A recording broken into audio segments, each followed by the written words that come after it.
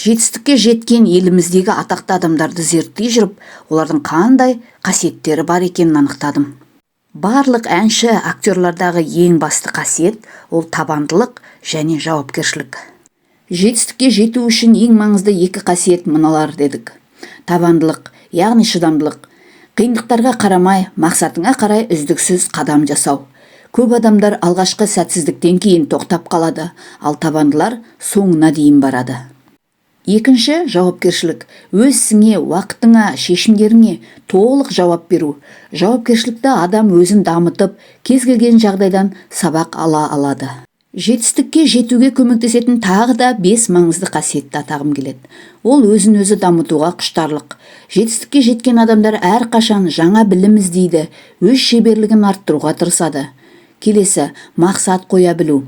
Нақты өлшенетін мақсат қоя алатын адам қайда бара жатқанын біледі.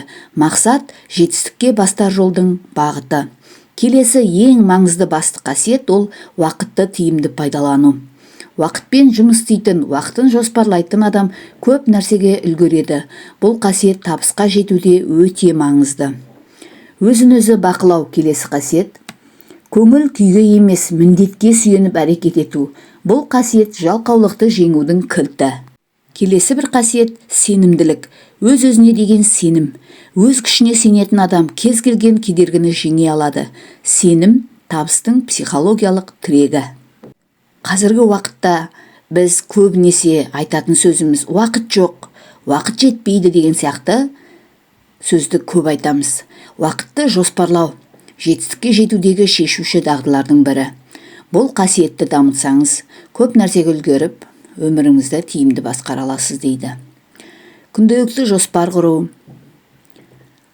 ең маңызды шаруаларды бірінші атқару сияқты мәселені алға қойған жөн деп санаймын. Қазіргі уақыттағы уақыт жейтін нәрселерден аулақ болу. Телефон, әлеуметтік желі, қажетсіз сөйлесулер уақыттың ұрылары деп аталған. Қазіргі уақытта оларды шектеу өзімізге тек қана пайда келеді. Әрине, қазіргі уақытта біз барлық ақпаратты әлеуметтік желілерден аламыз. Сол үшін қолымызға телефон ұстаймыз, компьютер қараймыз, әртүрлі хабарландыруларды тыңдау үшін әлеуметтік желілерді пайдаланамыз. Бірақ кейде арасында болмайтын, адамға пайда келмейтін нәрселер көп болады. Артық информация көп болады. Сол артық информация көп болғандықтан біз қай шаруаны бірінші бастайтынымызды білмей отырып қаламыз. Кейде миымыз шаршап, жалқаулық бізде пайда болады. Сондықтан жетістікке жету үшін күнде өзімізге есеп беріп, әлеуметтік желілерден өзімізді дұрыс пайдалана біліп, және де шыдамдылық танытып, білімге ұмтылып жүргеніміз абзал. Құрметті тыңдармандар, сіздер уақыттарыңызды қалай басқарасыздар? Сіздерде де уақыт жетпейтін кездер болады ма? Комментарийға жазып өтіп, каналыма тіркелуді ұмытпаңыздар.